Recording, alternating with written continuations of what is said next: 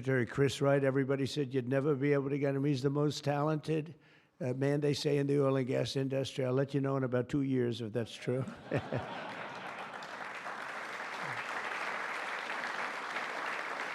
Well, Doug Burgum, I wanted Doug Burgum to head up energy because he was so successful in North Dakota. He's governor.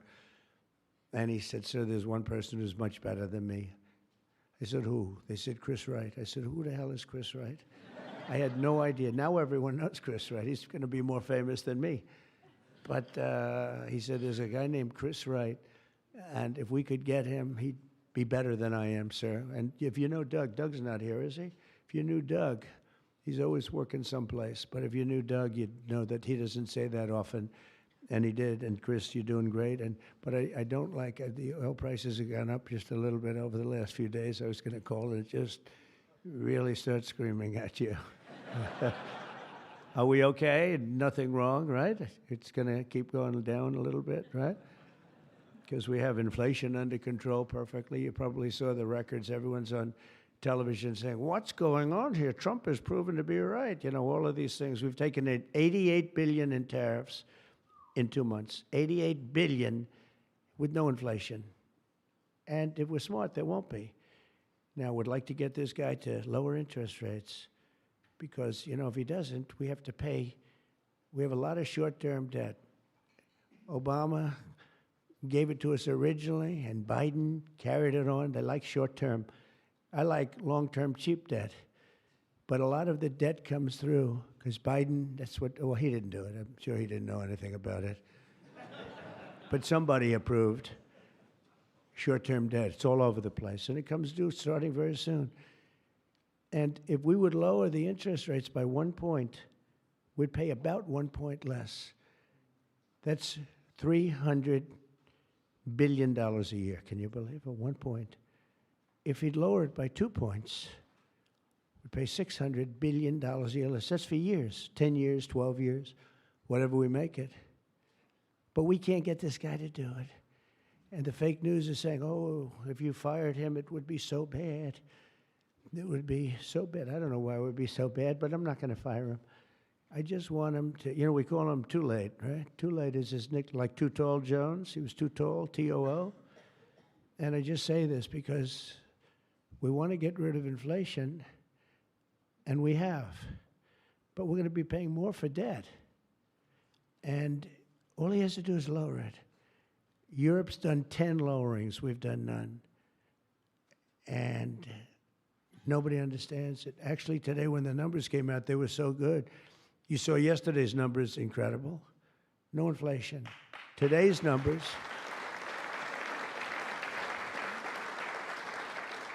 Today just came out, same thing, no inflation. They're all shocked. All these guys are watching from business, CNBC, and all of these different networks. Maria Bartiromo actually got it right. She's been getting it right for a long time, that one. I hope she's appreciated. And Joe Kiernan's been very good at CNBC, I must tell you, but other people aren't so good. But I will say that they can't believe what's happening. But if I could, because we can discuss, we get a lot of press, we get a lot of cameras rolling right now. Not that I like doing it, because I don't. But if we cut our interest by 1 point, for years, we save $300 billion. If we cut it by 2 points, we save, because it's pretty equivalent. We're going to spend $600 billion a year, $600 billion, because of one numbskull that sits here. I don't see enough reason to cut the rates now. And the problem he's got is that, and I explained to him, look, if inflation went up, cut your rates now. There's no inflation. We got it down. We got prices down. We got gasoline down. And you'll keep it going down. But gasoline's down. We drill, it's drill, baby, drill. That's why it's going down. But but think of it. I said to him, he was in my office a couple of days ago. I said, if you think there's inflation, let's find out. Because I think we're going to keep it down. I think gasoline's going to be so far down. Oil, energy, it's so much energy. We have so much energy, we don't know what to do with it. But let's say there was inflation in a year from now. Raise your rates. I don't mind. Raise your rates. I'm all for it. I'll be calling you. He'll be too late for that too. But raise your rates. You don't have to keep them up here. If it's going to go up, I'm okay with you raising, but it's down. And we're going out to financing. And I may have to force something. Somebody said, who's the genius that thought of that? I said, it's me. Unlike Biden, I stay awake at night thinking about how to save our country. He was much better at sleeping than me. He could sleep on a beach. He could sleep on a beach with cameras rolling. I can't do that. But I had an idea. I gave it. They said, we'll go short term for a year. Let this guy get out of office. Somebody will come in, cut it a couple of points, and we'll save ourselves $7, $8, maybe even $900 billion a year.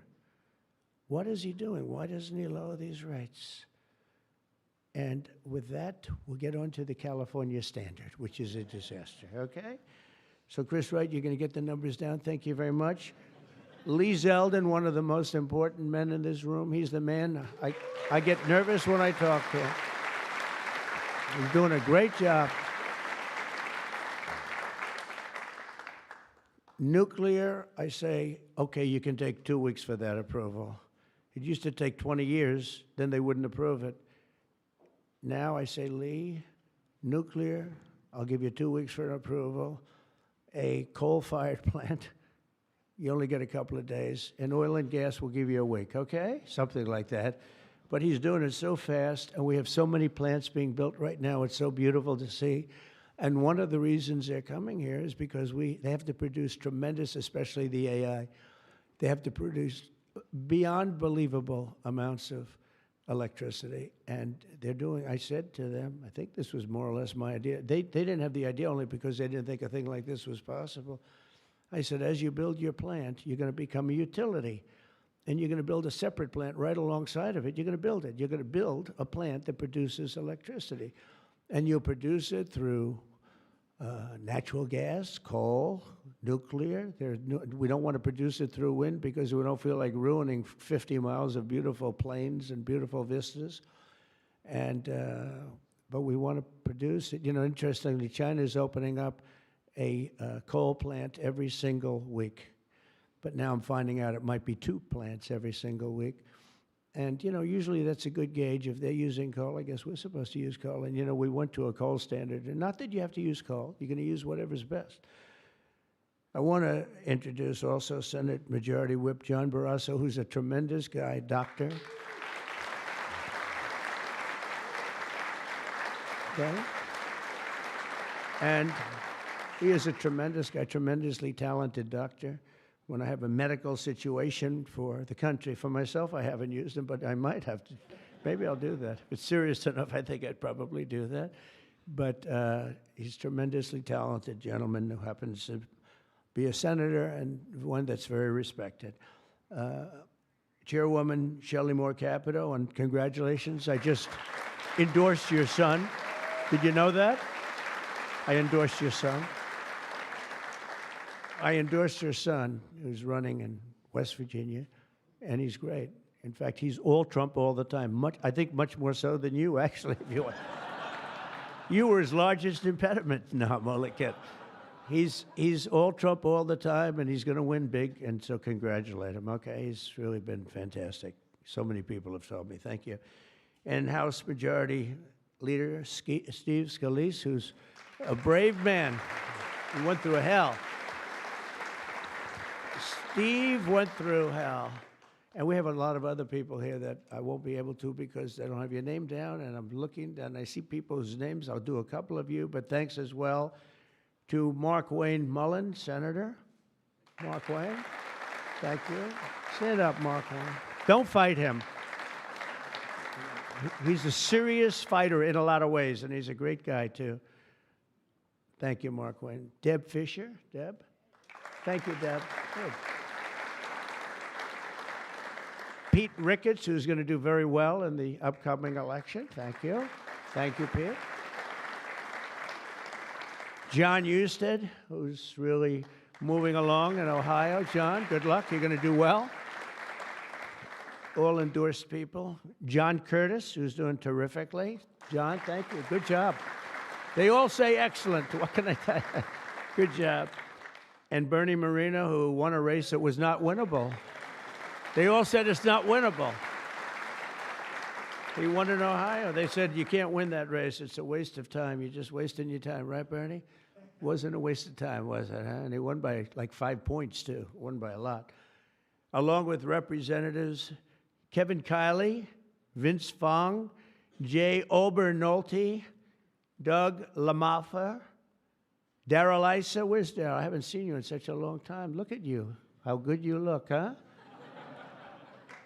Good when you have those big margins. It's easier. John Joyce, great guy. John, thank you. Thank you, John.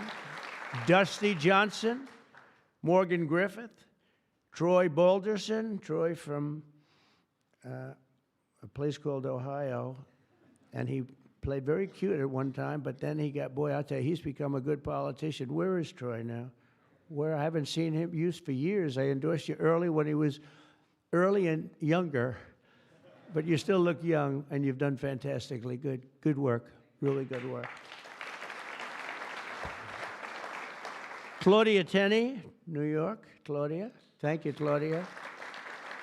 John James, John James. I don't know. You know, he's running for governor, but I'm not sure I'm happy about that, John. Do we have somebody good to take your seat? Because otherwise we're not letting him run for governor. We can't. You have somebody good, right? Okay, as long as you like them, they'll win. Tracy Mann. Tracy, thank you very much. Thank you very much. Appreciate it. Michael Baumgartner. Michael. Thank you, Michael. Good job. David Rouser. Thank you. Glenn Grothman. Hi, Glenn. Thank you very much, Glenn. Brett Guthrie. Brett. Thank you, Brett. Rudy Yackham. Thank you. Thank you, Rudy. And I want to thank you all. And there's some additional people in the room, but we have to get back to this. Is like so big. This is a big one. Under the previous administration, I could go point after point, everything they did, open borders, men playing in women's sports, transgender for everybody, let's go transgender. What a group of people you had over there. They must have hated our country. Under the previous administration, the federal government gave left-wing radicals in California dictatorial powers to control the future of the entire car industry all over the country, all over the world, actually. Because they have to build a car. They can't build 19 different cars called the same thing. And really, it was all over the world what was happening. They approved Governor Gavin Newsom's ridiculous plan to impose a 100% ban on all new gas-powered cars within a very short period of time. Think of this. You couldn't buy any other car except an electric-powered car. And in California, they have blackouts and brownouts. They don't have enough electricity right now to do the job. And countrywide, you'd have to spend $4 trillion to build the firing plants, to be able to, they call them a lot of things, charging plants, firing plants. $4 trillion you'd have to spend. In the Midwest, they built 9 of them. 9 individual, it's like a pump, just like a pump, except instead of gas, electricity comes out. They built 8 of them. $9 billion they spent for 8 little hoses, $9 billion. Now, I'm sure they could have done it for about, 1/1000th of that, but even if they did, it's unaffordable. They approved Governor Gavin's ridiculous, is so ridiculous. By the way, if I didn't bring the military in, Los Angeles would be burning down right now. It'd be burning just like his damn houses burned down because he didn't have the water that he should have had. He had so much water. They have so much water. We had to send in the military to free up the water. And we did that right after the fires. We told them to do it in the first term. But just like that ridiculous plan, this is plan to ban, think of it, a plan to ban 100, and they call it the 100% ban on all new gas-powered cars and abolish 75% of the gas-powered trucks. 75%. The trucking industry saw me. They said, sir, it doesn't work. Number one, the trucks are so heavy. They're 2.5 times heavier than a diesel-powered truck. So one of the big truckers owns 28,000 trucks, big company, tremendous company. He said, I go out of business immediately. I'm not going to play games. I mean, he said, did you explain these things to the government officials? Like the truck weighs 2.5 times more than a regular truck, a gasoline-powered diesel. And he said, based on that, we have to rebuild every bridge in the United States of America because it wasn't designed to hold cars and trucks that heavy because the batteries are very heavy. They're, probably lead. But they have a lot of things in those batteries that weigh a lot. But it's 2.5 times. It's a simple number, 2.5 times. And if you want to do this, you have to spend trillions and trillions of dollars on rebuilding every bridge in the United States, and I guess throughout the world, because they do follow us.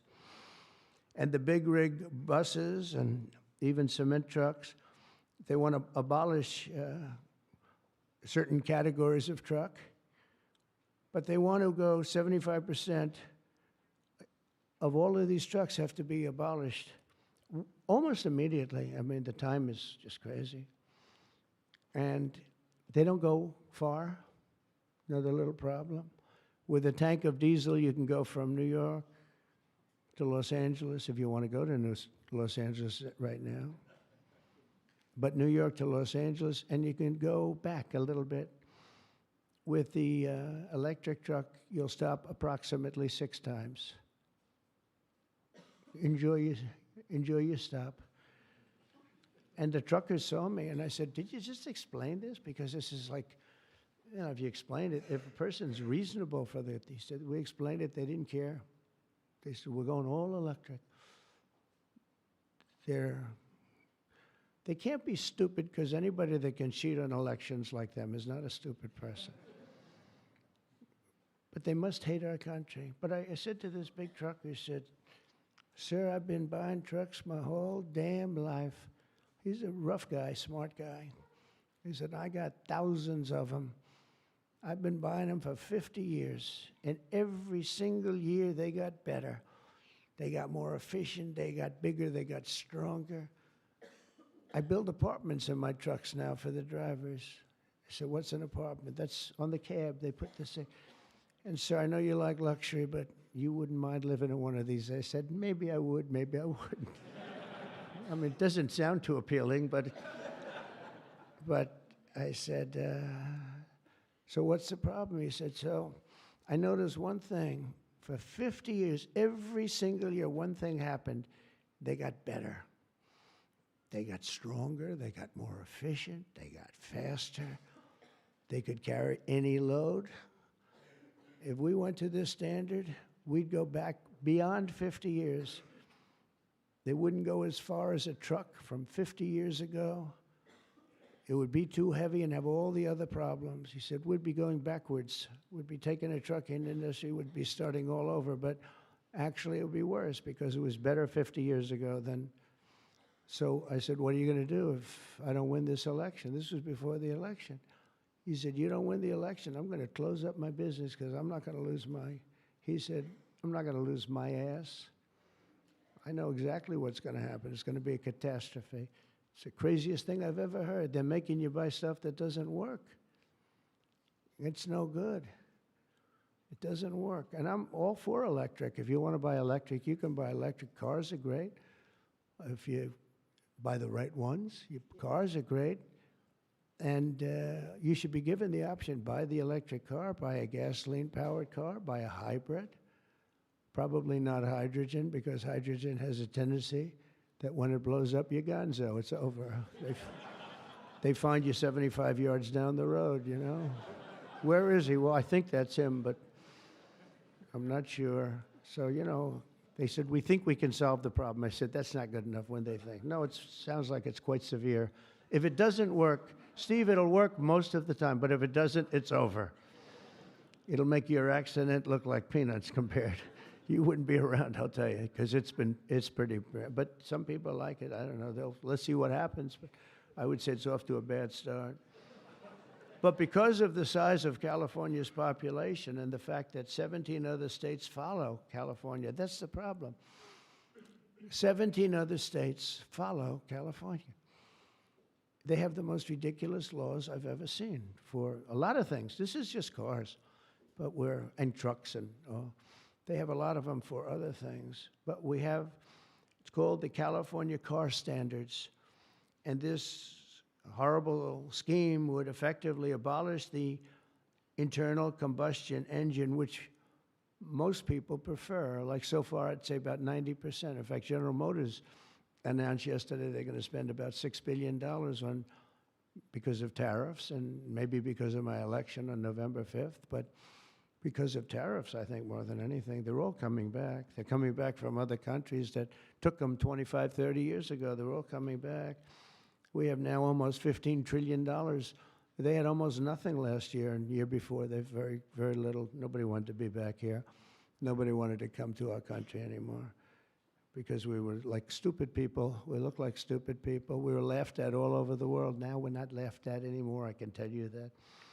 But they wanted to shatter our domestic supply chains and literally grind civilization to a halt. We would have gone so far back. It's hard to believe, actually.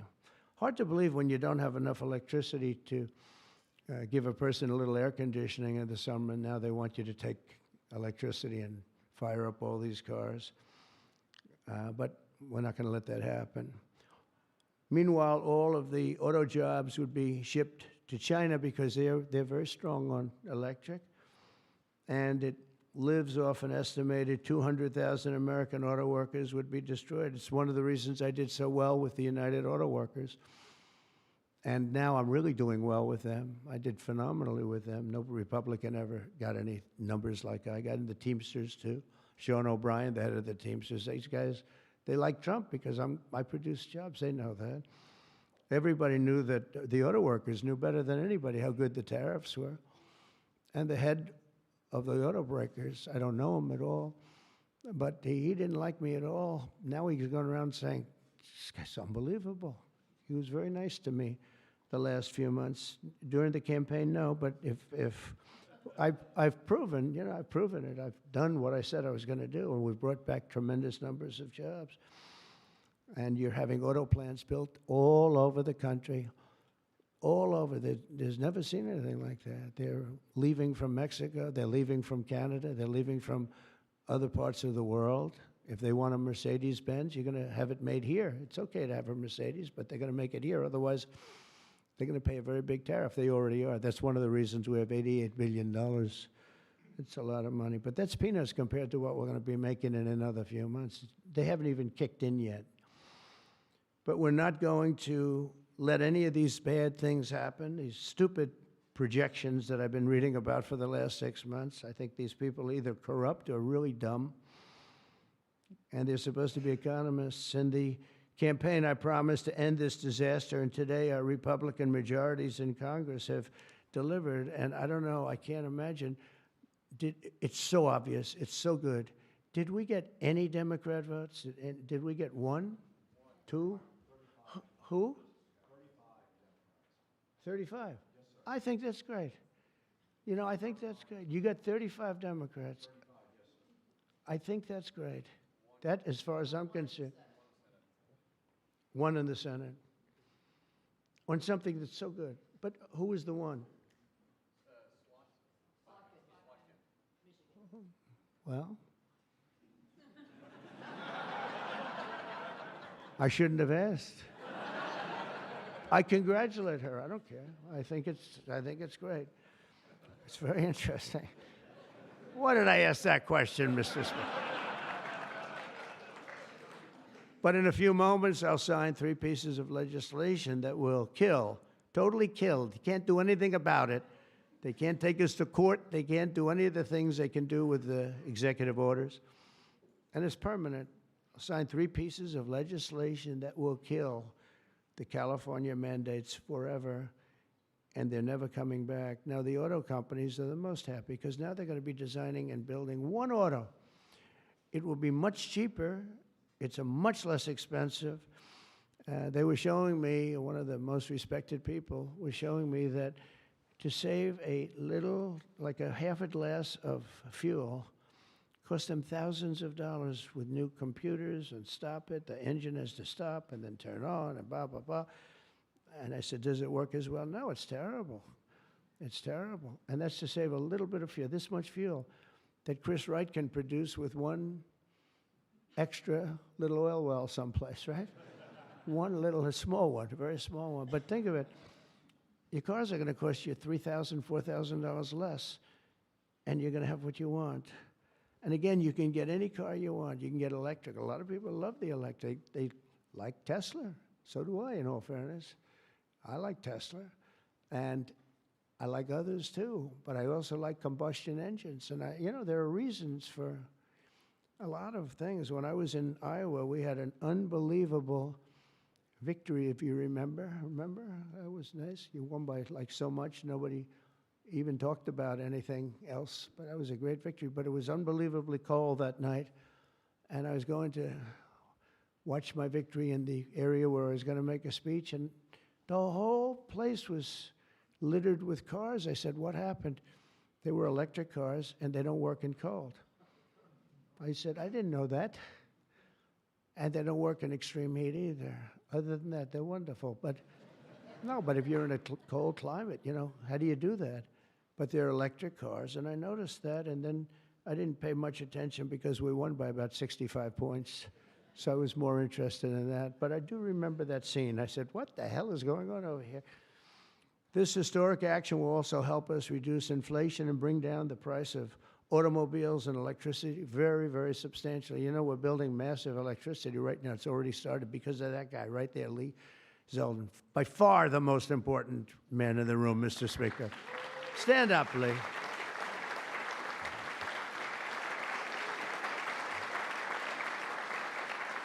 He blows you guys away, John. He blows the politicians away. I'm sorry right now. He's a great politician. He almost won for governor in New York, which is just missed by a few points. And that was another race that was not winnable, but you almost got it. But I think what you're doing now is even bigger if you want to know the truth. I think it's actually more important if you can believe that. Under the previous regime, car prices skyrocketed as a direct result of the mandates. These mandates, this nonsense that you had to do. And they had so many other rules and regulations that the car companies who are here today appreciate that. And Susie Wiles is here today. Stand up, Susie. Most incredible woman. Most powerful woman in the world, they say. She's the most powerful. She was rated the most powerful woman in the world. Susie Wiles. One phone call and a nation is destroyed. She could destroy 5 nations with 5 calls, and she's doing a great job. More importantly, right? Doing a great job. Nobody like. Energy prices would likewise soar as the radical left forced more electric vehicles onto the grid while blocking approvals for new power plants. They want to block the approvals. They want you to have a car with electric, but they block the production of the juice that runs the cars, and all of them, all forms of cars. It's just the craziest thing. We're in a different sphere now. We're in a whole different planet right now. The result would be rolling blackouts and a collapse of our power systems. We'd have a total collapse. You couldn't do it. You couldn't even do it. Think of it, they're forcing you to do something, and they want you to do boats also. I assume boats are being covered by this, and boats, they want you to go all electric, and the batteries are so heavy, the damn boat practically doesn't float.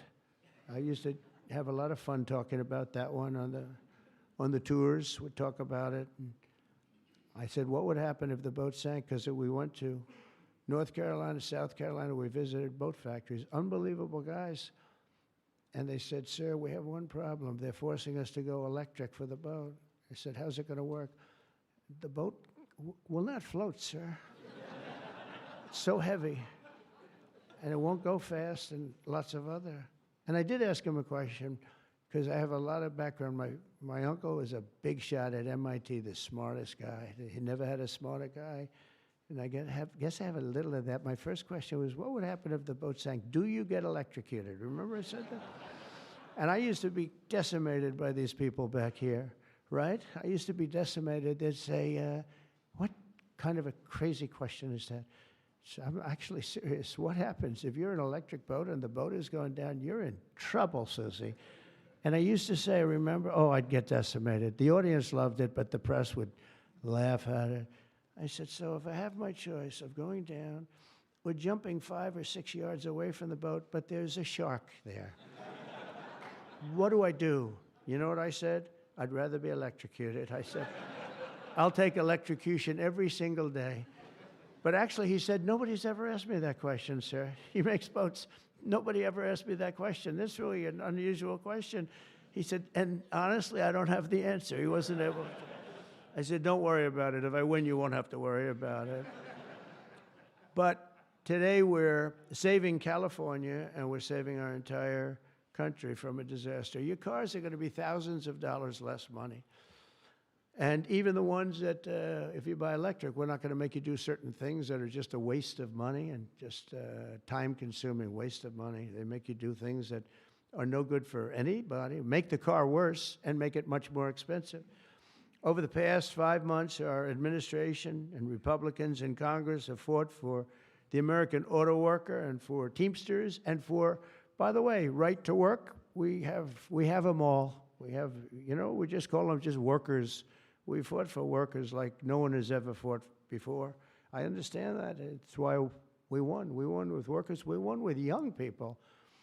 I just saw with TikTok, I was #1 on TikTok in its history. Can you believe that? So I guess I like TikTok. That's why they're saying, are you saving? And we probably will save TikTok, actually. But on my first day in office, I ended the Green New Scam and abolished the EV mandate at the federal level. We abolished it, which is basically that everybody will be driving an electric car within a very short period of time.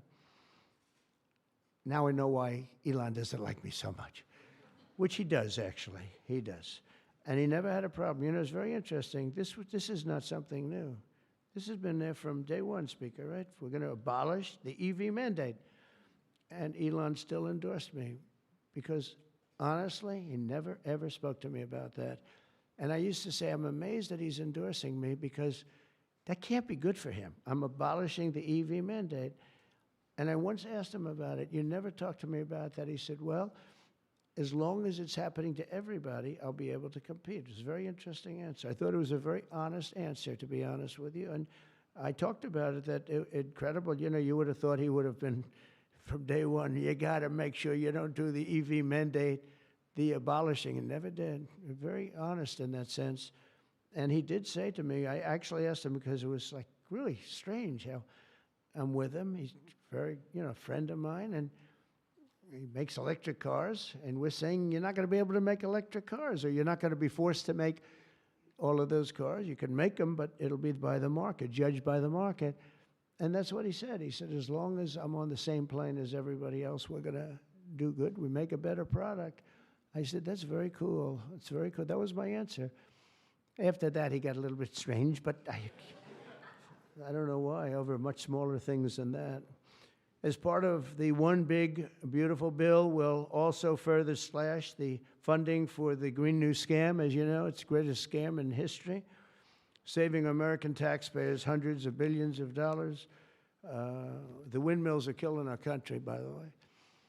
The fields are littered with them, junk. They're littered with them. And they get older, and they get rusty, and they get bad, and they get... This is other countries also. It's the greatest scam in history. It's the most expensive energy you can buy. They're ugly. A friend of mine comes from Minnesota. He's been in New York. He hit it big. He's a very successful guy, actually. And he wanted to go back, see his mother who's not well. And he went back to Minnesota. Hasn't been back there in 20 years. And he said, it's unbelievable what happened. He said, I'm driving down a highway and up a certain road, and the most beautiful fields. I remember them so well. And I was so looking forward to seeing them again. And I looked at them, and they had windmills all over them, these horrible, horrible structures. A very smart guy, this guy. He said, these ugly, horrible things. And he said, it was so bad, I actually drove back to see it because I couldn't believe it. Before I even got to my mother, I drove back. I said, how much do you like your mother? But no, it hurt him to see it. He said, I looked at this field that was one of the most beautiful places in my own mind and imagination that I've ever seen. And I said, it's littered with this garbage. It looked like a junkyard, he said. And some, then you get different manufacturers, and they don't look alike, and they're not painted alike, different colors. You have, even if they're white, one's a beigey white, one's a darker white, one's a lighter white. And then they start to rust after 4 or 5 years. And then they start to wear out, and nobody takes them because you're not allowed to bury the propellers, the props, right? You can't bury the props for some reason. I don't know why, but they say that you can't bury a certain type of fiber, and if it goes in the ground, we're all going to die. It's what bullshit this is, okay? They can't bury. So what they do is they leave them up. If you go to Palm Springs, California, take a look. You go into this beautiful community. Before you go, it's like you're riding through a junkyard. Windmills all over the place. Tall ones, short ones, dead ones. They're all dead. Some are hanging over by a thread. They never take them down. They just leave them there, and they start to rust. It's one of the greatest scams, and it's also the most expensive energy. And the environmentalists say, oh, we love wind. It sounds so good, but it's a horrible thing. Environmentally, it's a horrible thing. I say that to you. It's wind, and we are going to have virtually one mandate we have. We're going to natural gas, nuclear. Nuclear, we just had a big signing with nuclear, making it easier, safer, and better. It's really, I would say, probably more than any other form of energy that's come about. It's been amazing what's been done. It's very safe, very good, and very inexpensive. But we're not going to let windmills get built because we're not going to destroy our country any further than it's already been destroyed. You go and look at these beautiful plains and valleys, and they're loaded up with this garbage that gets worse and worse looking with time. It starts when the rust comes. 4.5 years, it starts to rust. And it's very expensive to paint them. So they don't paint them, and they're horrible. What's happened is horrible. So we're not going to approve windmills unless something happens that's an emergency. I guess it could happen. But we're not doing any of them. I hope the Senate will soon pass a bill the House can quickly approve and get to my desk by the 4th of July. We'll have this done. And to further defend our auto workers, I imposed a 25% tariff on all foreign automobiles. Investment in American auto manufacturing is surging because of it. They have Mercedes all over. They pay 25% if they don't make the car in the United States. And because of that, and this could have been done long before Trump. This could have been done by any one of the presidents. I did it with China. The reason you don't have Chinese cars here is because I imposed it my last term. I actually asked the question. I said, do we have any Chinese cars here? No. Why? Because you imposed a 25 or 27.5% tariff on Chinese cars. So they're not coming here, but they are going to Europe all over the place. But I love China. We just made a deal, and I respect President Xi a lot. And we made a deal that's good for both countries. The deal we made with China, good for both countries. Going to be a lot of money made, and it's going to ultimately open up China, which is the ultimate thing. And I'm going to be working with President Xi. We had a long talk about it. And that's going to be good for China. It's going to be good for us. But we're going to be opening up China. That's bigger than what we signed. And I think had we not signed it, that wouldn't be happening. It's going to happen. It's going to happen fairly soon. But to further defend our auto workers, I imposed this 25% tariff on all foreign automobiles and investment in American manufacturing and auto manufacturing. All manufacturing is surging. And I might go up with that tariff in the not-too-distant future. The higher you go, the more likely it is they build a plant here. Ford has just announced that it's going to invest $500 million in some of the things involved in what we just did. General Motors is going to spend $4 billion. They just announced that yesterday. Stellantis announced that it's going to reopen its Belvidere assembly plant. That's good. I know the plant very well. Had a lot of problems. They're going to spend $5 billion. And Hyundai announced that it will invest $21 billion in America. They wouldn't have invested 10 cents if we didn't have tariffs, including for manufacturing American steel, which is doing great. American steel is doing great now because of what we did.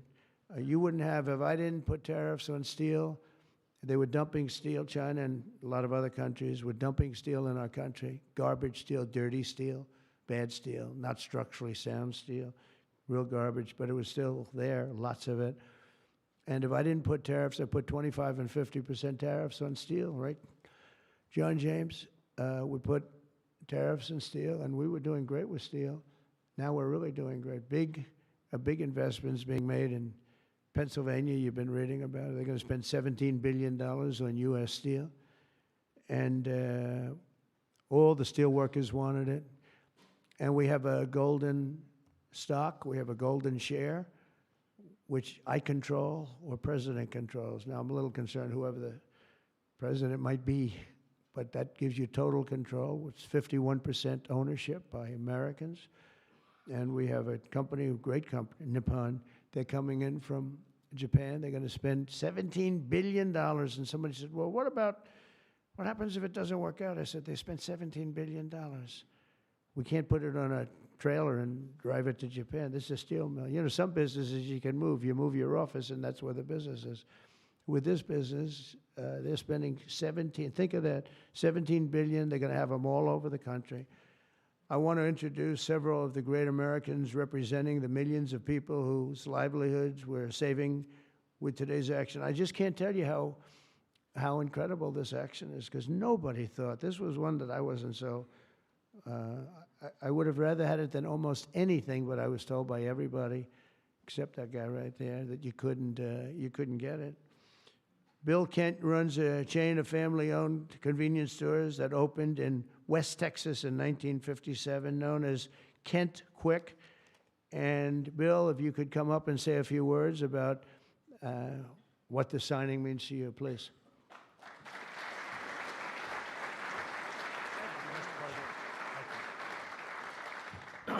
Wow, you're probably wondering why I've called you all here today, right?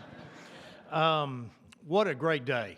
From my perspective, I'm in the convenience store and petroleum marketing business, and what this does is it gives us freedom. It gives the consumers freedom to pick what kind of car they want, but more importantly for us, it gives us the ability to plan going forward, because with mandates, we were forced to have to look at putting in infrastructure that frankly is extremely expensive and doesn't give you any return. So this allows us, it's going to free me up and our companies up to invest in what people want, in the cars they want, and it's a great day. So, Mr. President, Congress, thank you, Steve, everybody, thank you so much. Thank you.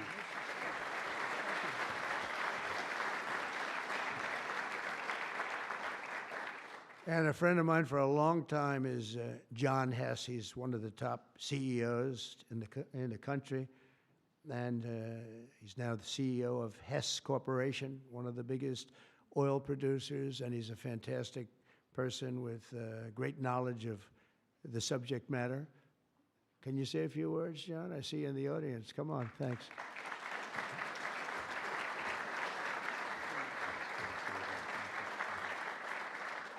Hi, I'm John Hess, and CEO of Hess Corporation, a proud producer of oil and gas in North Dakota and the Gulf of America. And so you all know, I was born in New Jersey, grew up in New York, and my father started our company by driving a secondhand oil truck. So, Mr. President, it's an honor to be before you today, and thank you for that. Mr. President, during your campaign, you made a commitment to the American people to repeal unworkable and costly mandates for cars and trucks and let the consumer choose what type of vehicle they drive. Today, with the bipartisan support of Congress, you're making good on that promise.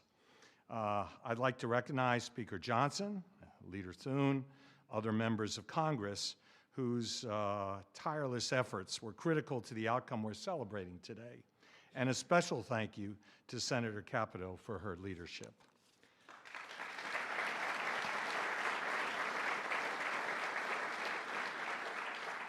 This announcement today is about consumer choice and affordability for American families.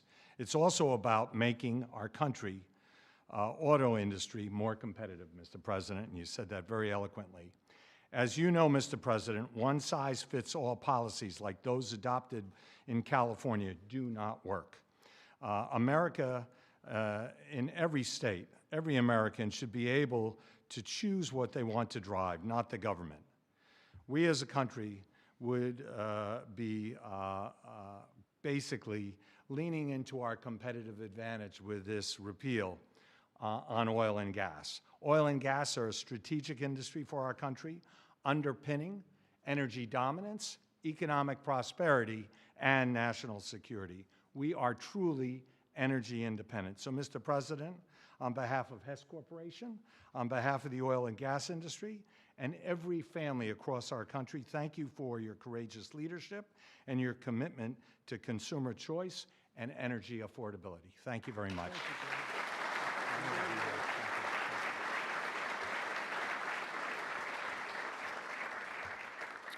Very respected guy.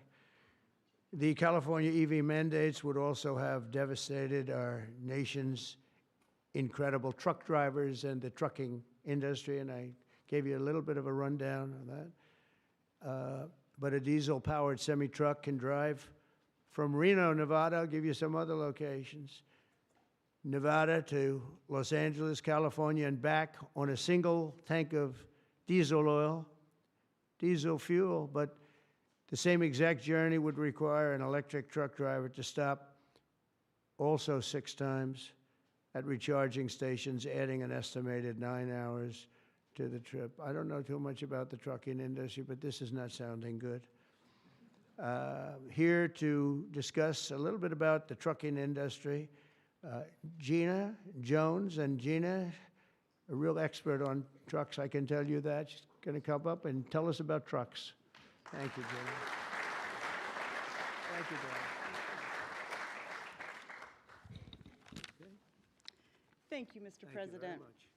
And thank you, members and Congress. The trucking industry has America's back, and we are grateful that a president and the administration that have our back too. Today, trucks are 99% cleaner than a generation ago. We need great partners in government to continue that process. We cannot allow one state's regulations to disrupt our entire nation's supply chain. Allowing California to do so would have negativity impacted the hundreds and thousands of truck drivers who deliver critical goods across the country each and every day. In order to deliver for American families and businesses, we need realistic national standards. With the signing of this resolution, Mr. President, you have delivered the leadership that trucking industries need. Promises made, promises kept. On behalf of the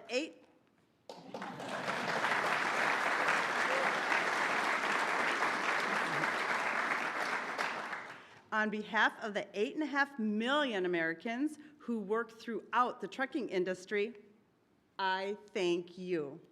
Thank you very much. Thank you very much. Great job. Great job.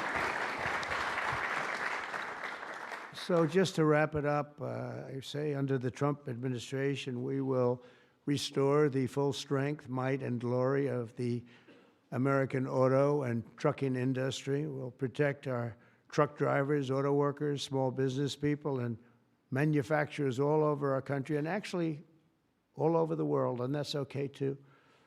They'll be doing a product that works, a product that's much more efficient, that's better, it's much better, less expensive.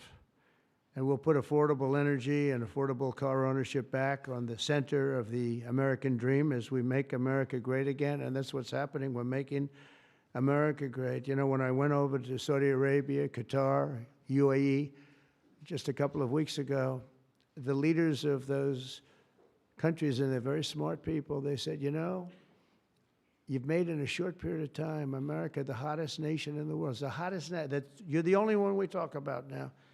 And 6 months ago, it was a laughingstock. They said that to me, those words, it was a laughingstock, and it was an absolute laughingstock. We've got the hottest nation right now in the whole world, and the numbers are reflecting it too. So I just think it's great. And what I'll do is I'll sign this, then we can take a couple of questions if you want. And we will be finished, and you're going to go off, and you're going to build the most beautiful automobiles for 20% less money. And I want to thank you, man. You have done some job. Thank you, Mike. Thank you, everybody. You guys want to come up here? Beyond it?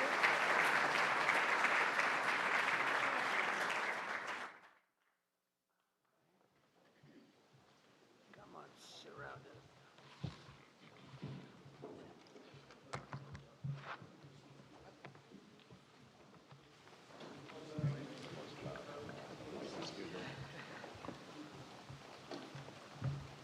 Okay, we're going to sign 3 bills that do everything I just said. No auto pens allowed. That's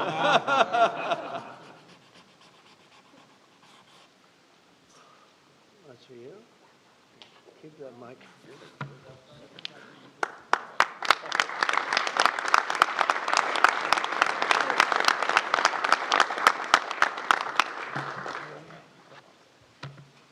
You know, that pen was so good, give it back to me. That was a good one. No, I'll sign all 3 of them, because you never know what you get with the new one. Number 2.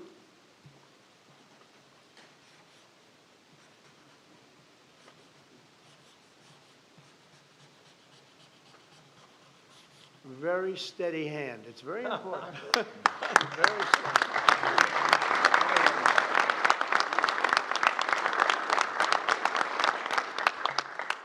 Only a steady hand can sign like that, right? Absolutely. Right? I've been told that, actually. And here's number 3, and it all goes into effect. Everything I said goes into effect. Lower prices, better cars, and choice. Sense. You can say choice. We have choice for education, and you have choice for cars now, right? Common sense is right. You're right. Common sense is right.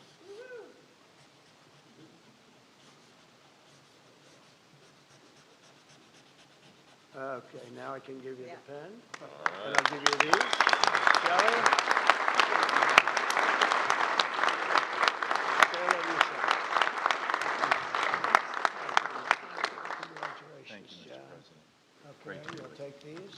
Pass these around, fellas. Where's John James for his father? Oh, yeah. You have one, John? Yes, sir. Thank you, Mr. President. Pass them around. Okay, everybody. There's a few extra. You're going to take them and give them to someone who paid you. Okay?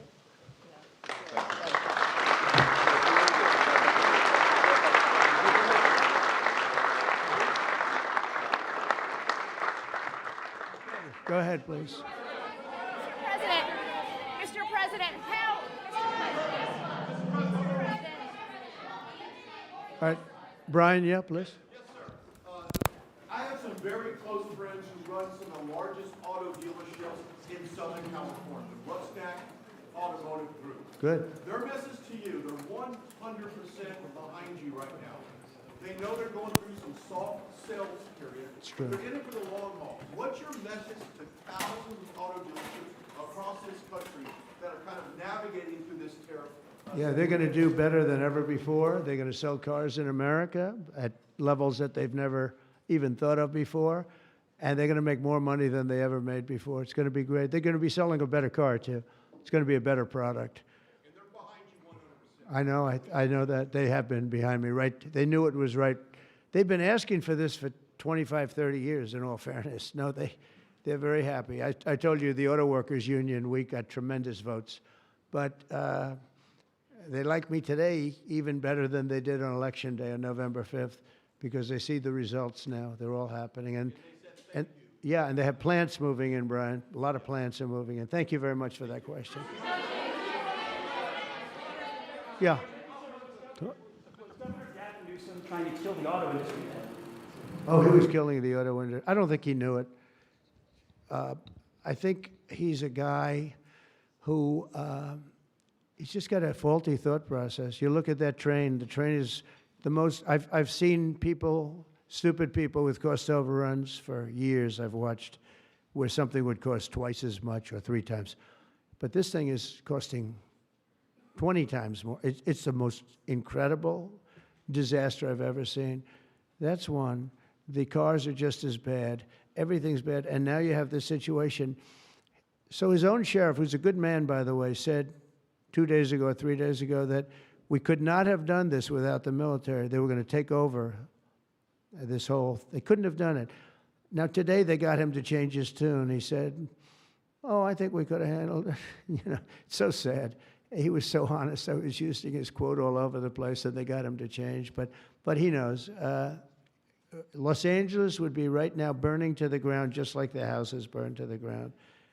It's so sad what's going on in Los Angeles. Think of it.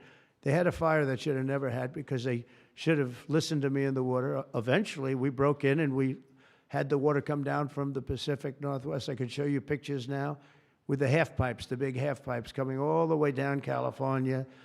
Water, so much water. They don't have any droughts. They don't have any. They have so much water. They sent it all out to the Pacific Ocean for 20 years. So ridiculous. And we got them to take it now. But what they do and what they're doing, this is a big problem. And what they really want to do is keep criminals because they're trying to protect criminals. Sanctuary cities are a disaster in this country.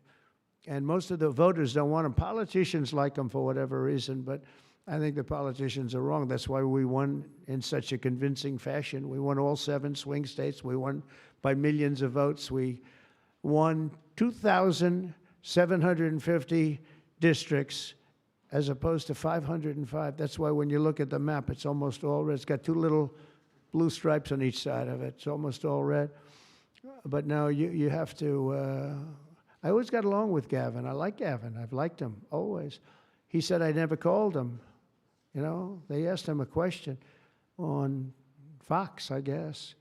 I never spoke to him. He doesn't remember the call. He doesn't remember. I never spoke. And then I produced a phone call. I had it. It took me about 2 minutes. I said, well, here's the call. It lasted 16 minutes and 4 seconds. And it was at 12:30 in the evening. I actually made a call, didn't pick up. I called him a second time, and he picked up. And I told him, I said, you have to get your ass in gear because you're going to have a problem there. And he would have. If we didn't bring the military in, he would have had, you would have right now something. And I went through it because I follow the rules 100%. And I watched in Minnesota where you have the man who ran for vice president of the United States. Fortunately, he was a disaster. But he wouldn't call in the National Guard. And I eventually called in the National Guard, but it was seven days late. I said, I'll never do that again. I'm never going to, if I see problems brewing, if they're not going to do the problem, I'm not going to wait 2 weeks. Because that city, Minneapolis, burned down.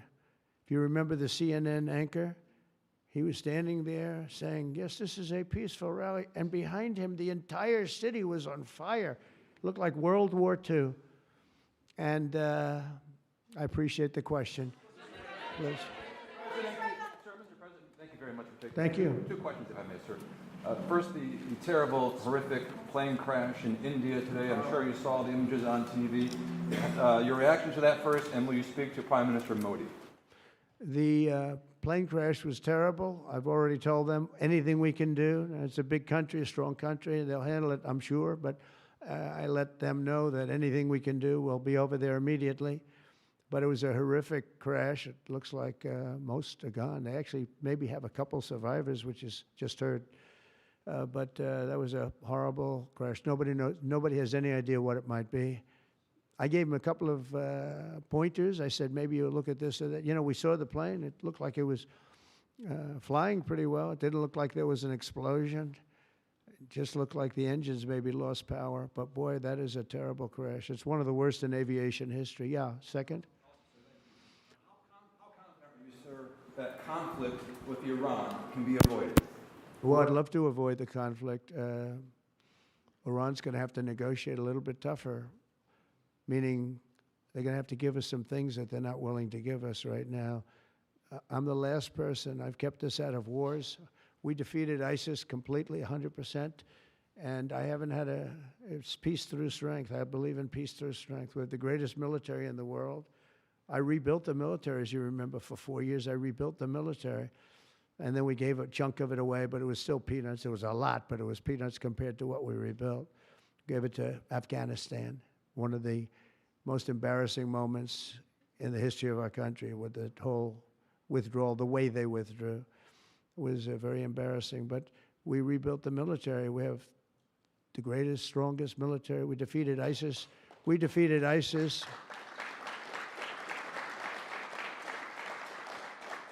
We defeated ISIS in 4 weeks. It was told to be 5 years. It was going to take 5 years, anywhere from 4 to 5 years. We did it in 4 weeks, with, by the way, headed by the general who's now the head of the Joint Chiefs of Staff. That's why he's there. He said it would take 4 weeks, and he did it in 4 weeks. He did actually a little bit faster.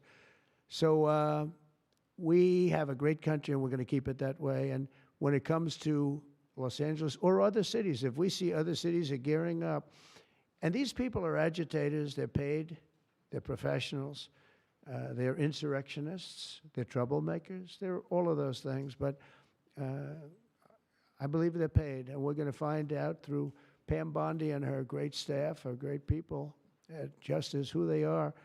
And Mike, I think you're doing some investigations in that in Congress, but we're going to find out who they are, because they're really, I think what they're doing is unbelievably illegal. Just one thing, so they took the bricks away from people. They're walking in with satchels of bricks. Now, why do you have bricks? You have bricks because you throw bricks. They're very potent. If they hit you, they kill you. And they took them away. The military took them away. They saw him, what the hell is this? The guy could hardly carry me. Many bricks. He's a strong guy, couldn't carry him. And they saw that, and they took him away. Then they found others with bricks. But they're ingenious. They also brought hammers along, very heavy hammers. And I saw them pounding the curb and pounding the sidewalk. And it was like a military operation. This guy's pounding strong, boom, big shots. And it was breaking up granite, the granite curbs. And the granite was breaking up, and the concrete was breaking up. And there was lines of people standing there, and they're handing him. And then he stopped handing them. They just went down and picked him up. It was so professional. I said, that's a professional organization. This is not like people at random. This guy's breaking up because they couldn't use the bricks. So who would think of this even? Did a lot of damage. A lot of curbs are broken. A lot of sidewalks broken. But I never saw that before. That's one I haven't seen. I thought I saw it all. And they have it on tape. And with that, people get killed. You know, they go to the bridges and they drop the concrete off the top of the bridge with a car coming along at 70 miles an hour, and the person dies. And we had a lot of car problems. You saw that. They were all over the road. They were littered all over the road, where the cars got stopped by concrete going through the front windshield. Now, these are bad people. If we didn't go, Los Angeles right now would be on fire. It would be a disaster. And we stopped it. And last night was very good. Nobody showed up. You know why they didn't show up? Because we were there. If it was just the police, because the police are great. I know those police, they're great, but they're told not to do anything. They're not allowed to act. Thank you.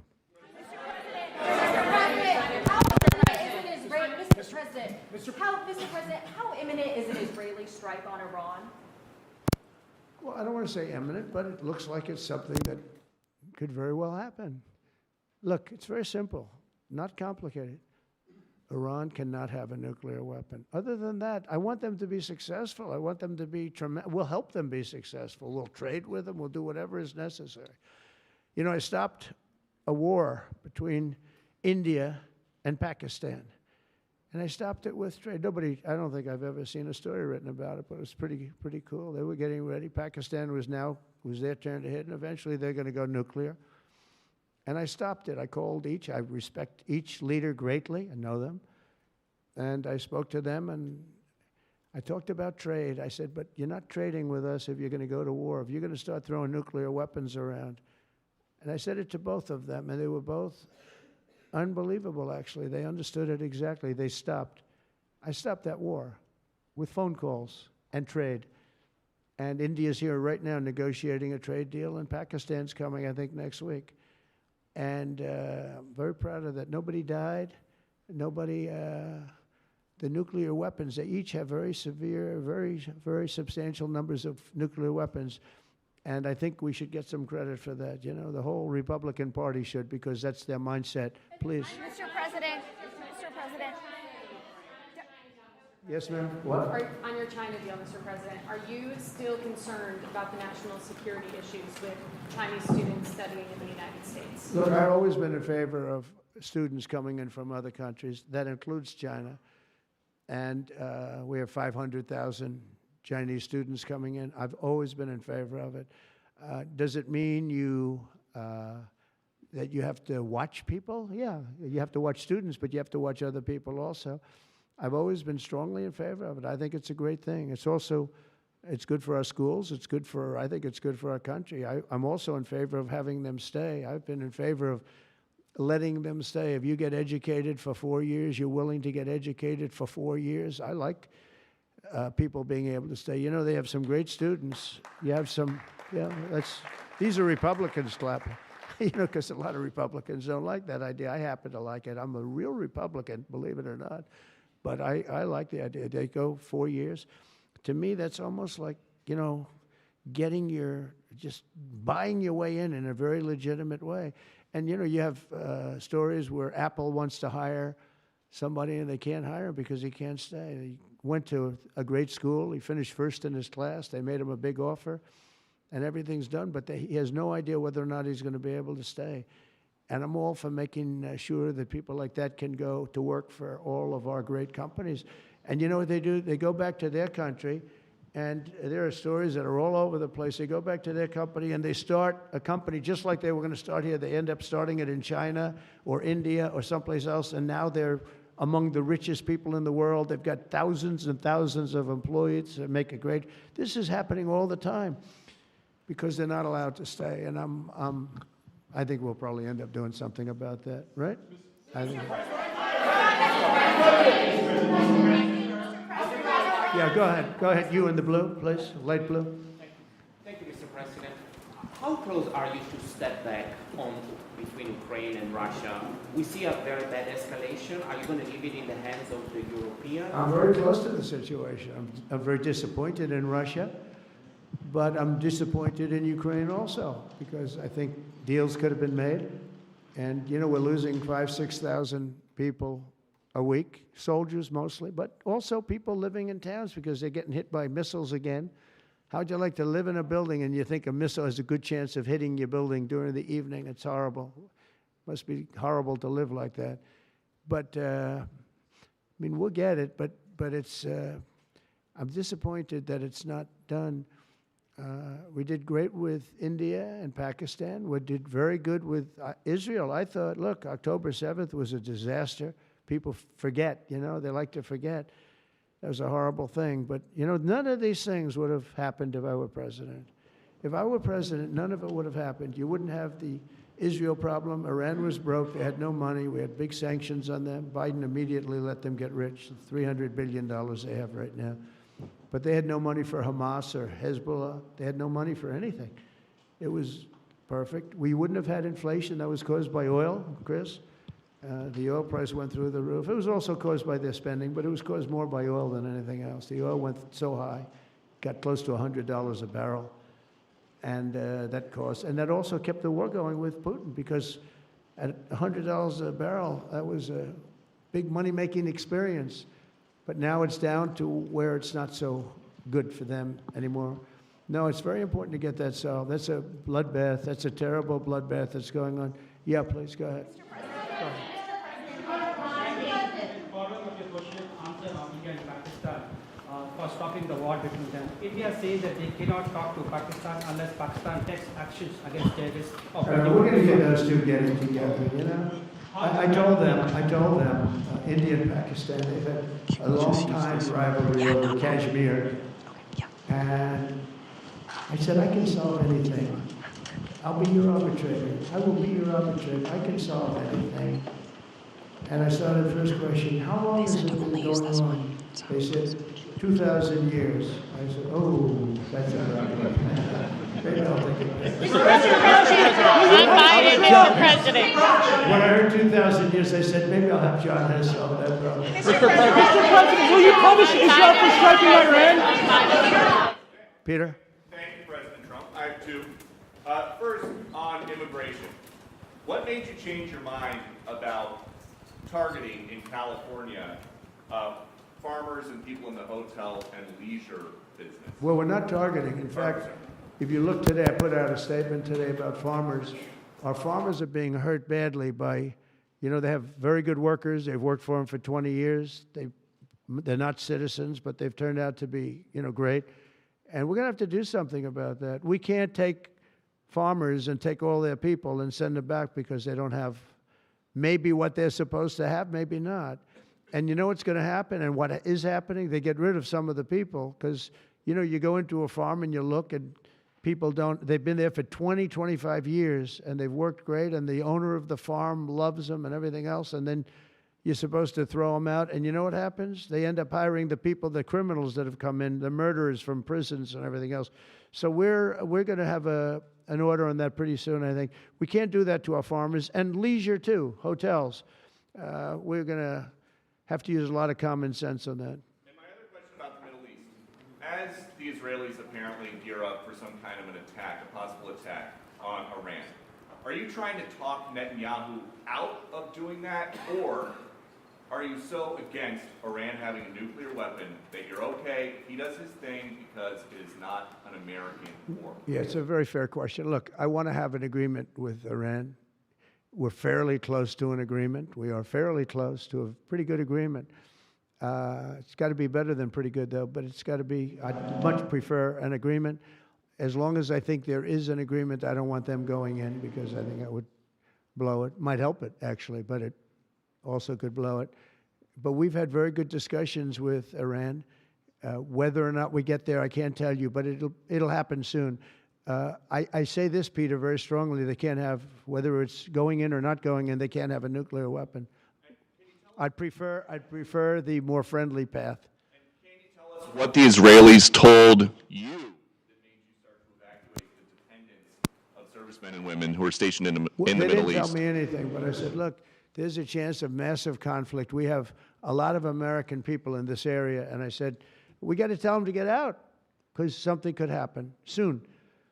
And I don't want to be the one that didn't give any warning and missiles are flying into their buildings. It's possible.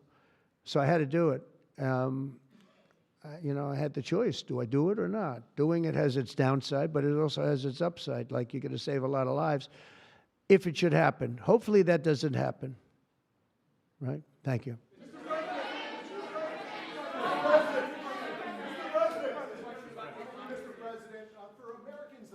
Washington on Saturday for military parade. It's going to be a great day. What would you like folks to take away from that day? What would you hope that they would remember? And also, Mr. How great our country is, and how strong our military is. We have the strongest military in the world. It's very interesting. 3 weeks ago, it was the end of world anniversary, end of World War II, and I called France and Macron, who's a good man. I said, what are you doing? He goes, we're celebrating World War II, our victory. I said, your victory? Your victory. Tell me about that. And then I called somebody else, and I happened to speak to President Putin at the time. Now, in all fairness to him, he lost 51 million people, and he did fight. Russia fought. Sort of interesting, isn't it? He fought with us in World War II, and everybody hates him. And Germany and Japan, they're fine. Someday somebody will explain that, but I like Germany and Japan, too. But Putin is a little confused by that, He said, we lost 51 million people, and we were your ally, and now everybody hates Russia, and they love Germany and Japan. I said, let's explain that sometime, okay? But it's a strange world.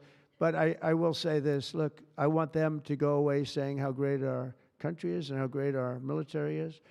And I was making all these calls. For some reason, I spoke to like 4 different places. Sir, are you celebrating?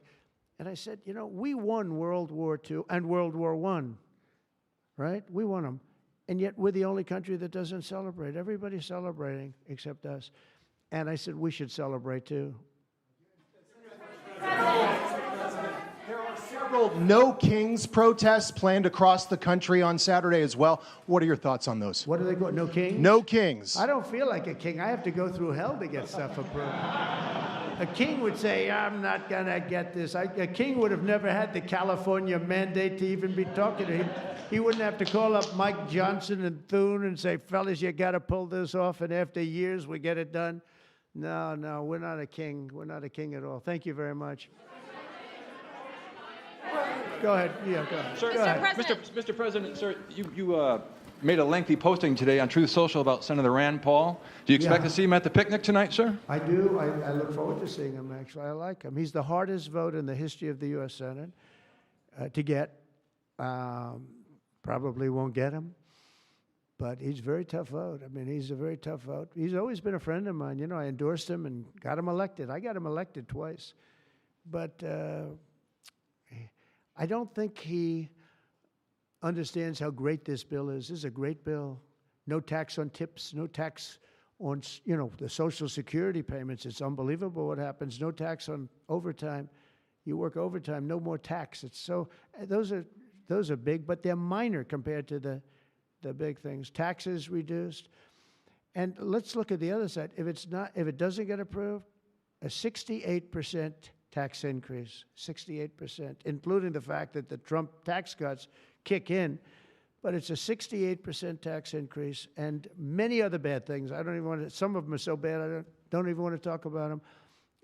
I think it's one of the greatest bills we'll ever pass in this country, and I think that Leader Thune and this gentleman right here, what he's gone through on this with, you know, we started off with a majority of 1. Now I guess we have 7, so it's like easier, but it's really sort of 3. It's 7, but it really equates to 3, right? And we have great support. I mean, I can't tell you, I can't guarantee, but when you have a majority of essentially 3, where you can't lose anything more than 3 votes, and you get it passed, it's pretty amazing. And I think it's going to haunt the Democrats because most of the bill is common sense. It's tax cuts, it's border wall funding, it's military funding properly spent. It's all things that are like common sense. They're all good. There's nothing tricky about it. It's basic stuff. And we don't intend on getting one, think of it, not one Democrat vote in the House. Mike, not one. Maybe somebody will come along. I don't know how they can run for office. So many different things. We're gonna very important, Medicare and Medicaid are gonna be strengthened, not hurt. You know, they're using fake narrative. Oh, no, they're gonna be strengthened. We're gonna strengthen them. They're gonna destroy them because under their policies, Medicare and Medicaid go away. Social Security under them is gonna be devastated. With us, it's gonna be kept, but much stronger than before. And very interestingly, I saw this and I proved it because for 4 years, I never hurt Medicare, Medicaid, or Social Security. I've already been there. But they're going to destroy Medicare, Medicaid, and Social Security. They're going to wipe them out, in my opinion, because their policies are so bad, the country will have no money to pay for them. We're going to make them stronger than ever before. Thank you very much, everybody.